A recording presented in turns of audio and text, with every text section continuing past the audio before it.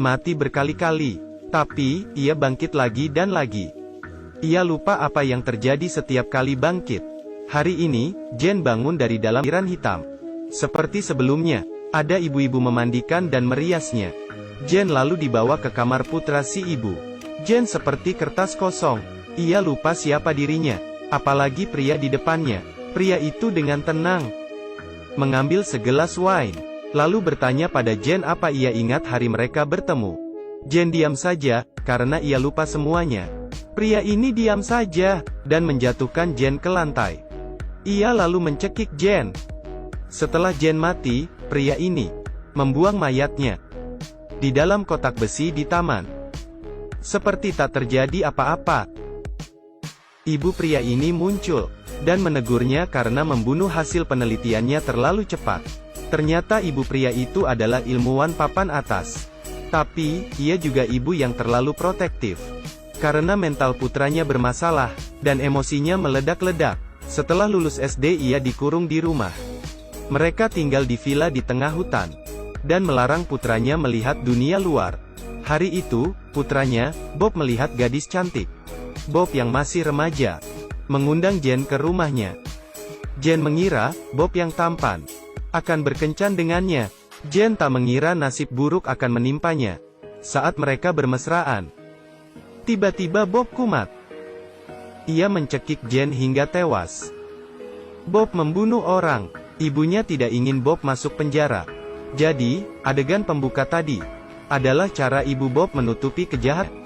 Ia bereksperimen dan mengujinya secara berulang. Ia mengkloning gadis yang persis dengan Jen. Tapi, karena teknologi cloning yang belum matang, Jen hasil kloningan memiliki fisik yang sama persis. Satu-satunya yang hilang adalah ingatannya. Bob mengira pacar barunya palsu. Jadi, ia terus membunuh Jen.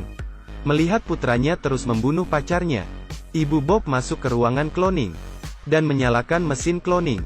Tak lama, Jen yang baru jadi. Ia lahir kembali dari cairan hitam.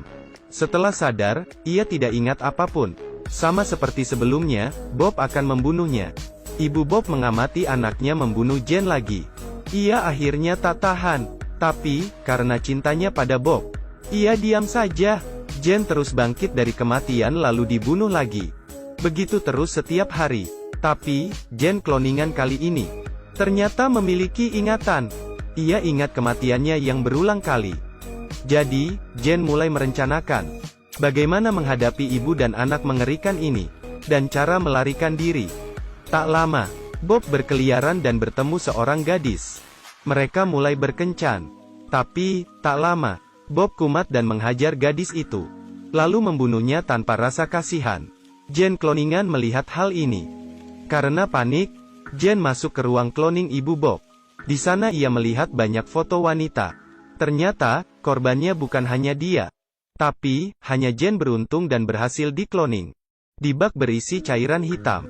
Ia melihat dirinya sedang dikloning. Saat itu, ibu Bob melihat Bob membunuh lagi. Dan menamparnya. Ia sudah tidak tahan dengan kelakuan Bob. Demi menutupi borok anaknya, ia melakukan hal mengerikan. Saat Bob mengubur mayat, ibu Bob melihat Jen ada di ruang cloning. Mereka cekcok, dan Jen memukul ibu Bob hingga pingsan. Bob bergegas masuk dan mendorong Jen, lalu mencekiknya. Kali ini, Jen sudah bersiap. Ia menendang burung Bob. Bob berguling-guling kesakitan.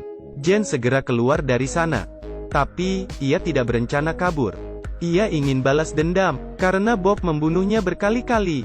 Bob yang tidak waspada, berhasil dirobohkan oleh Jen. Jen mencekiknya hingga tewas. Cerita selesai. Adegan beralih ke bak berisi cairan hitam. Ibu Bob yang frustrasi akhirnya melihat anaknya hidup lagi. Film pun selesai. Ini adalah film horor teknologi. Inti ceritanya adalah tentang orang tua yang terlalu memanjakan anaknya. Cerita akhirnya agak menakutkan. Akhirnya, ibu Bob mengkloning putranya. Sambil melihat rekaman masa kecil Bob. Di sini kita tahu kalau Bob yang asli sudah meninggal saat kecil. Jadi, apakah Bob yang remaja juga hasil kloningan ibunya? Untuk lebih jelasnya, silakan tonton filmnya. Oke, sampai di sini dulu.